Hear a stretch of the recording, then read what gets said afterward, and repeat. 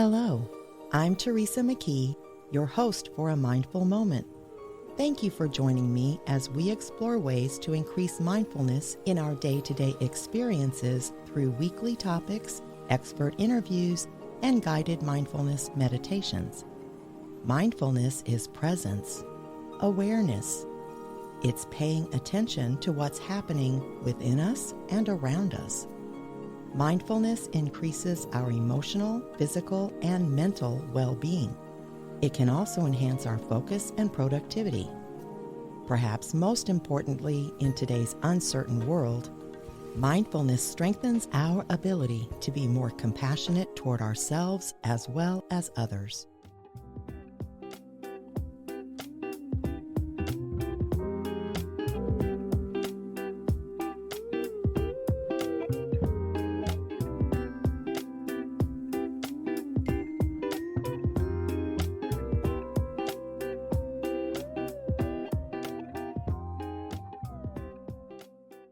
Dr. Rachel Goldsmith Turow is a psychotherapist and research scientist who has trained hundreds of individuals in the use of mindfulness, self-compassion, and cognitive behavioral skills. He is an adjunct faculty member at Seattle University and the Icahn School of Medicine at Mount Sinai. He is also the author of Mindfulness Skills for Trauma and PTSD, Practices for Recovery and Resilience, and is a frequent speaker at national and international conferences. He's provided workshops, seminars, and conference presentations for diverse audiences that include mental health professionals, cancer researchers, Department of Defense personnel, veterans advocates, and mindfulness scholars. He has also trained military medical personnel to manage others' trauma response during deployment. I'm excited to talk with her today about her new book, The Self-Talk Workbook, 6 Science-Backed Strategies to Dissolve Self-Criticism and Transform the Voice in Your Head. Because we all have that little voice in our head that can throw us off track or prevent us from fully enjoying life. Welcome, Rachel. Thank you so much, Teresa. Thanks for having me. Oh, I'm really happy about this. The book is really effective in helping readers understand not only how mindfulness supports us in changing how we talk to ourselves, but also in understanding how our brains work and the impact mindfulness can have on those processes. It also includes real-life examples and reflection questions to help anchor the practices themselves, which I find very helpful.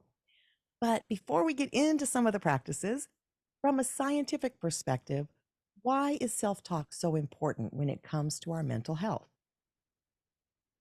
Well, it's an interesting question to me because when I was training as a psychologist, I heard a lot about self-criticism as it relates to depression. When people are depressed, it's a common symptom of depression to feel bad about yourself, maybe even to be depressed about being depressed, feel bad about having those feelings. And self-talk or self-criticism wasn't involved as much when I learned about other mental health challenges.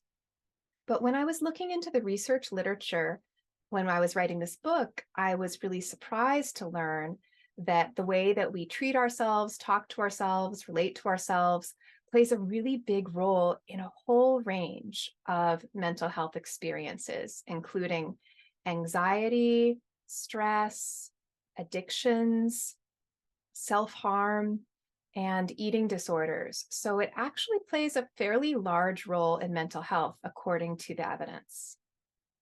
Interesting. And there's certainly no shortage of anxiety and all of the other factors you just listed these days. So That's true.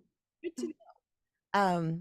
I love the simplicity of the inhale, my friend, exhale, my friend practice, which I'll let you explain in just a second. But I also appreciated that you point out that focusing on the breath can make some people more anxious. So, with an emphasis right now in the mindfulness community on neurodiversity, can you talk about how this practice can benefit everyone or anyone? It's an important question to ask, well, what mindfulness or self-talk practices are right for you or your patients or your colleagues or students, and really to understand that people have different preferences, different needs, different backgrounds. So even if you really like a specific skill or practice, somebody else might not have that same experience. And that's why I provided 6 because I wanted to focus on, okay, well, which skills are align with some of the research evidence, and can I provide a range of skills? And I have heard from students and others that folks with anxiety, especially with panic, sometimes focusing on the breath just feels more stressful, especially if you're in the middle of a panic attack. It's super stressful. I can't breathe, and now I'm even more focused on it. Whereas in that situation, distraction can often really help to stop thinking about that breath. But I did have one student say that in general, they didn't like breath focused exercises, but because that exercise that I call inhale my friend, exhale my friend, it's really short. It can be just one breath long. Because it's so short, that student wrote that it didn't seem to provoke the same distress that they felt when doing other kinds of breath-based self-talk or mindfulness exercises. So it's an interesting one to try out. It's short, it's portable, and it's sort of an appetizer to other self-talk work. Yeah, I felt it right away. I used inhale love, exhale love. Mhm. And it was like, oh, it feels good. It does feel good. But I do think it's important that people really understand it's none of this is one size fits all because we are all different. And so don't give up just because you try one thing and it makes you uncomfortable. There could be other practices like you have in the book that will work great. So thank you for sharing that. How does spotting our successes reduce self-criticism? And I'm so curious. Oh, I actually know from reading, but I'm sure my listeners will be curious. Why are simple tasks like getting dressed included as successes?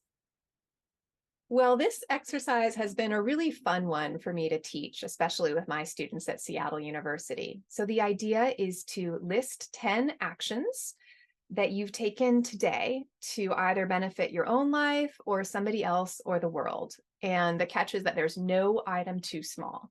So if you sent a text to your friend or you took a vitamin, it still counts.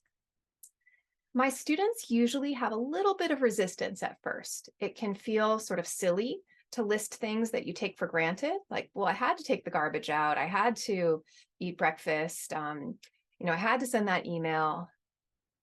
But since we gloss over most of those successes, successful actions, we have a bias toward only ruminating about what we haven't done, feeling like we haven't done enough. And really, I mean, I don't really know a day where I felt like I've done everything I ever possibly wanted to do this day. All of my goals are achieved. So it doesn't usually feel like that. People who do make to-do lists often say that crossing off an item feels really good. It feels really satisfying. So this is like a to-do list, but it's a done list. And it's interesting that students initially kind of struggle to maybe identify 10 things. You can get stuck at 5 or 6, and then you have to dig a little bit deeper. And that's some real mental work to say, wait, there's maybe more that I just didn't really notice or I took for granted.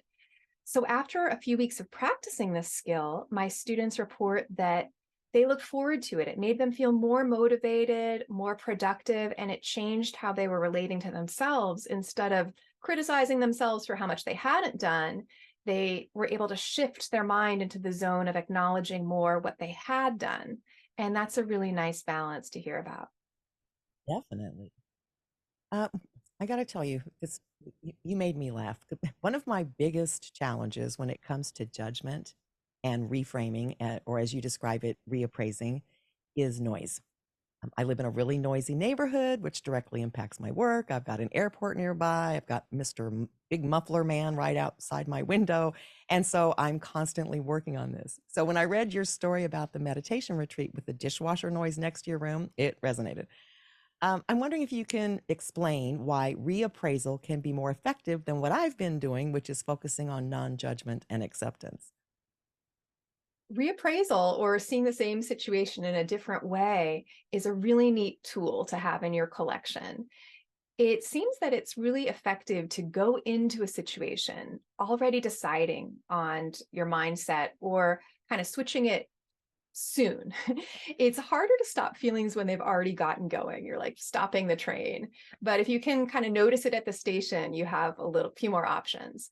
So on one meditation retreat, the leaders were encouraging us to have a lot of mindfulness for everyday activities and to try not to judge them. So I very mindfully went out and I got my cup of tea and started to go on a walk, and a bird pooped right in my cup. But because I had already set out with this intention to try to be non-judgmental and just observe experiences, I stayed in that zone and it didn't bother me that much. And I went to go get another cup of tea, but it was a pretty wild moment of really practicing non-judgment. And I had already set that intention that I'm going to try to react with noticing rather than judging. And I have to agree with you. You're right that you focused on how amazing it is that the bird had such great aim or something that it hit the cup. But yeah, I agree. And I have been trying to use acceptance. Okay, it's just noisy. I have to. I mean, I can't control all of this noise, right? I have to accept it. But it is a challenge if you get stuck in that loop. And I hear myself starting to make that little growling noise, like, really, and that's judgment. And I catch myself and I keep going through the cycle. So I did appreciate that section of the book. Like, okay, I need to. I don't know how I'm going to reappraise it yet, but I'm going to. Right. And it's all sort of playing around and experimentation. I don't know if it's possible to have zero judgment. I don't think that's what we're going for. Sometimes you do need judgment in certain situations, but living in that zone of always evaluating yourself and the world and everything that happens as good or bad or, needs to change, that can be really exhausting. Yeah, I agree. I think it's totally exhausting. Why do you think meditation is an effective strategy for reducing self-criticism? Self-criticism is very common and it's a very powerful habit. It's sort of like the smoking of mental health. So once you get it started, it's really, really hard to change. It can sort of become the main way that people relate to themselves, evaluating, putting yourself down, thinking you're not good enough in these various ways. And we know that the network of the brain called the default mode network is engaged when you're not doing very much of anything. You're just sort of hanging out. You might notice your brain, your mind replaying its top 40, its greatest hits. And they might change a little bit, but you kind of know what they are, the things your brain kind of goes to when nothing much is happening. The problem is that that rumination is associated with depression. So meditation can change that habit of getting stuck in that default mode network. And the way that you do it is through doing this mental exercise, which is really sort of the key move in meditation. And a lot of my students, and I too, when I started meditating, I really, really thought you had to keep your mind focused the entire time. And when you had a distraction, that was like failure, and the more focus, the better, the less focus, the worse you are, the worse the meditation session is. What I didn't understand is that meditation actually cultivates the skill of shifting your attention. And that is just as important for mental health as focusing. So it's not just the focusing or staying focused. You actually need distractions because there's no other way to practice when your mind goes away, bringing it back as quickly and with as little judgment as possible.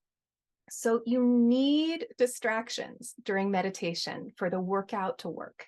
So instead of thinking, oh, I'm so bad, I got so distracted during meditation, you could reframe that, reappraise that as, hey, I did 50 reps where I redirected my mind.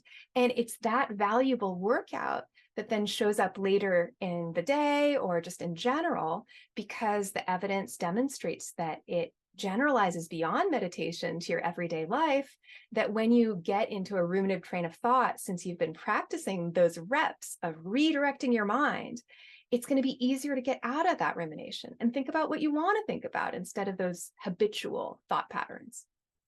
Yeah, it's funny. I have clients because I recommend to my clients that they all practice mindfulness and meditation. And they'll say something like, in 5 minutes, I was distracted 100 times. Like they're very aggravated with themselves. And I always say something along those same lines, like, wow, you had an excellent session of Yeah. you caught it every time. 100 times you caught yourself that you reminded. That's how you build your mindfulness skills.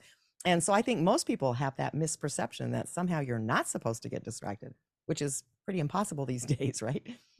Um, Right. Distractions are normal. can you share some of your tips for those who judge themselves when they try to meditate? Well, I sympathize with how difficult it is. And it might really help to reframe the meditation as you're going to do a tough mental workout. It might not be easy or peaceful or relaxing, and that's okay. That doesn't mean it's not working. And that tough mental workout is going to include a lot of distraction and maybe mental experiences, thoughts, or feelings that you don't want, that you don't appreciate, maybe stuff you don't even like about yourself. And you're working those muscles, those mental muscles of shifting and not judging yourself. It's normal to be self-critical during meditation. And even though that is a challenge, you might feel yourself saying, this was terrible, I'm terrible, meditation is terrible, it didn't go well. It's actually that very habit that's your target. So when that happens, it's not a sign that you can't meditate or that meditation is bad. That's actually the gold, not the dirt in your pants. So that's what you want to focus on. Can I practice during the next distraction being a little bit kinder and gentle, more gentler?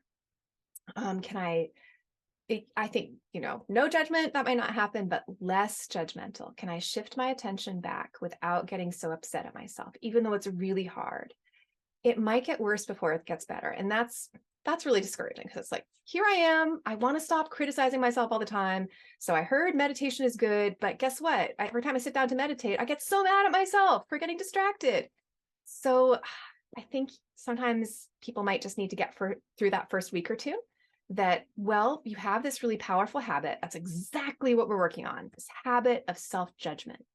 And so we're just going to be able to change it through that mental repetition of every time the distraction happens, bringing your mind back with a little bit less judgment, a little bit more gentleness and friendliness. So let's practice that 1,000 times, and then we can evaluate, did your self-criticism decrease a little bit? Did you get a little bit kinder towards yourself?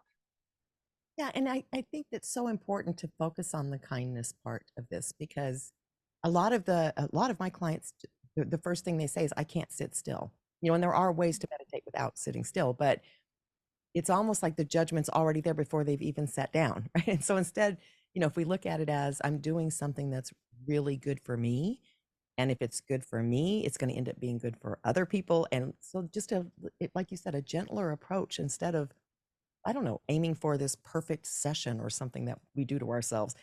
It- Those the inner voices. I mean, I had a very powerful one, and it still does pop up. But I think if we start to recognize that, we can accept that, and even if you hear the criticism, these exercises that you have in the book, that's the whole point, is there to start helping you address it so that you don't be so hard on yourself. And I don't know why we're such harsh critics of ourselves, but most people are. So It's really tough. And Teresa, that's such an interesting example that you shared, just that idea that I can't sit still.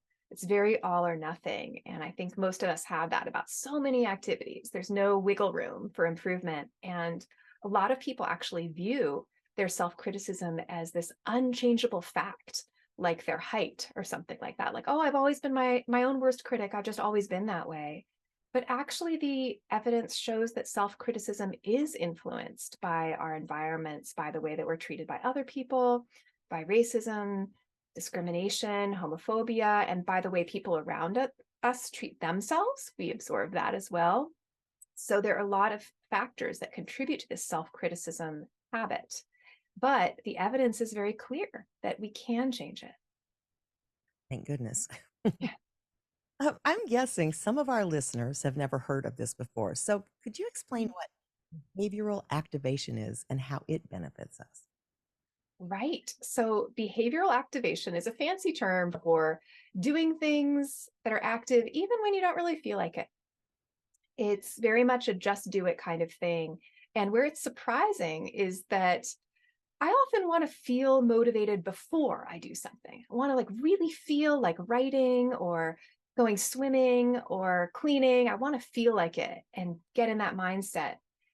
And actually, it turns out that doing the action often leads to the motivation. It seems so counterintuitive, but instead of waiting to feel motivated, you sort of leapfrog over that lack of motivation, go right to the thing. So for me, I wanted to start swimming more. I wrote it in my calendar. and I blocked off when I was going to swim at the pool when they have the open adult swim time. And that helped me so much. It just looks very real. It's already on my calendar. So if I don't do it, I'm like missing an appointment. And, the other day I didn't really feel like going swimming, but I did it anyway because it's an action that's aligned with my values and goals. And because I knew I feel fabulous after I swim, I feel amazing. And it really benefits my health and well-being. But I really didn't feel like it. So the idea is that you plan these actions to take and you try to, gently disregard, okay, I don't really feel like it, as long as these are really actions aligned with your goals. And you let the actions kind of lead you rather than, there's just so many thoughts that could get in your way, right? I don't really feel like it. I don't know. So you plan it and you do it. And it turns out that that skill of behavioral activation is a really useful one for working through mental health difficulties. It's a fabulous intervention for depression. When people are depressed, you don't feel like doing anything, even taking a shower. It feels awful getting out of bed. So, kind of forcing yourself to do it, and then maybe some reinforcement. Good job, you got up. That's different from not getting up. Great, you're clean now. Whatever you can do, it that sort of enhances the benefits from behavioral activation. So, it's a really fun tool to have. Yeah, absolutely. It's also a great way to eliminate procrastination, right? So it's Yes, take that first step. Then all of a sudden you're motivated to do the thing you've been putting off for 2 months that makes us depressed, makes us feel like it's heavy and dreadful. right. Yeah, Just start it. Just get started and see what happens. absolutely. You alluded to this earlier regarding sometimes people have very uncomfortable feelings when they start meditating, things they don't want to deal with. And it's understandable that most people try to avoid difficult feelings or emotions because as a species, we just don't like discomfort. But how can we learn to allow or experience all of our feelings instead of trying to tamp them down or avoid them? It's a really hard question. And yeah, nobody likes difficult feelings. It's not fun to feel angry or jealous or frustrated or, depressed. It's very difficult. Meditation is a very interesting stimulus because in sitting breath meditation, you're focused on this one task of paying attention to your breath. Other thoughts and feelings might come up, but the instruction is to return your focus to the breath. I think one thing that's neat about it is that all sorts of feelings come. Big feelings, little feelings, medium feelings, your foot falls asleep or like you notice some tension in your neck. And it's a neat opportunity to give yourself some allowing sensibility, kind of making room for the feeling, allowing it to be there without judging it. And you might want to try that with some of the easier feelings first, kind of like, picking up the 5-pound weights before you go to the 20-pound weights. So, don't be alarmed if you're still kind of avoiding really hard feelings. Everybody does that. But if you can build your power in, okay, I'm really noticing this tension and kind of just noticing that my neck feels tense and tight. And let's just tune into that feeling for a minute and then go back to the breath. You're generating this capacity of allowing feelings. Or you had something that was just moderately difficult this morning. There was a traffic jam or, just a memory of interacting with somebody who's not your favorite. So it's not the worst thing ever, but if you can allow those medium moments to be there, that can build your confidence and your skill of handling some of the super painful moments that happen. Yeah, and I agree with that. And even if you sit down to do it, perhaps to this exercise, and you're too uncomfortable, you can stop. You know what I mean? You can say, okay, I'm going to take a break and I'm going to try again in an hour. Or so there's no, I think, because one of the other things that comes up a lot, in the feedback I get is that people feel pressured. So it goes back to that I'm not doing it right thing. And instead, it's like, no, this is hard to do. But throughout the whole book, that's the point, I'm sure, of the workout name. It is like a workout. If you went to the gym and you were lifting weights and you started hurting, you might pause or stop for a minute, take those breaks in between the reps or whatever, and then you try again. And this really is, it's like a workout for the mind. And so I think it's really important for people to understand the benefits of actually allowing all of those feelings to express themselves in some way is so much, so beneficial compared to trying to hold them in, right, for our mental and our physical health. So thank you for that. I use a variety of techniques or practices to shift my internal chatter because, as I said, it's still there. It doesn't completely go away, but it creeps in more than I'd like sometimes, especially when I'm under pressure. And I understand cognitively why, because we hit on all the sort of universal needs, like, am I just incompetent? That little voice just starts that criticism. And so my question is, really speaking to that, can we really ever eliminate like all self-criticism, or is it going to come up? For most of us, I think that a lot of our mental habits are going to stick around to some extent, but not in exactly the same form. So I don't know if we'll have zero inner voice ever talking to us, but we could probably have it speak a little bit more gently and notice it with compassion too, so that you don't feel like you are that inner voice, but you're like, oh, that's interesting that I feel so much pressure about this, or that I'm being harsh about that. Maybe I should try something else out on purpose and intentionally. Just like perfectionism isn't really helpful for us in general, I would caution people against becoming self-critical about self-criticism. You don't want to be like, there I go again, beating myself up. I'm so horrible. I'll never get better. Instead, when you notice self-criticism, noticing it gently is sort of some kryptonite for it, right? Like, oh, isn't that interesting? There's that critic again. I wonder what's going on there. Wonder how I could help myself through this day with a little bit more kindness. Yeah, well, thank you for sharing that because I do think it's important. Well, the whole thing about like being self-critical, I think for practitioners, we fall into that trap. You know what I mean? We start criticizing ourselves for not being more mindful or more aware or whatever. And it's important to remember that we're human and it's going to happen. But I do think that if we can remember to be kinder to ourselves when it happens, it greatly subsides. So, Right. And it might get subtle. And sometimes the subtle ones are the hardest to work with. And it might take the shape of words, or it might just be kind of like a kind of feeling. And I was driving to the grocery store this moment, and I just noticed a physical sensation um, of rushing in my chest, like a feeling like I had to rush. It's like, oh, that's kind of interesting. And that was kind of neat to play around with. Like, okay, I'm noticing the rushing, but really, I'm not going to speed. I'm just going to get to the store when I get there, and it will take me how long it takes. So I don't really need to like feel a lot of stress about it. But that's kind of interesting that there's some residual like agitation there.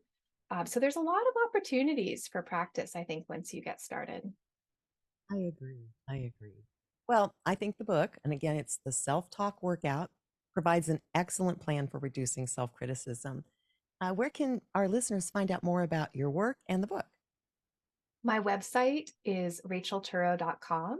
It has links to the book, to related articles, to interviews. So there's even a submission form if you have any questions or would like to get in touch. I'd love to hear from any readers. Wonderful. Well, I really appreciate you joining us today and reminding us of the importance of self compassion. Like I started out with, we all have that little inner critic. And if we can learn to accept that it's there, but we don't have to listen to it, and use these exercises to start getting our minds to think in a more positive, self loving way, I think we would all benefit. So thank you so much.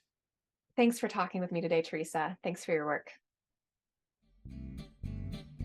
Until next time, I encourage you to meditate daily and be mindful in all of your everyday activities.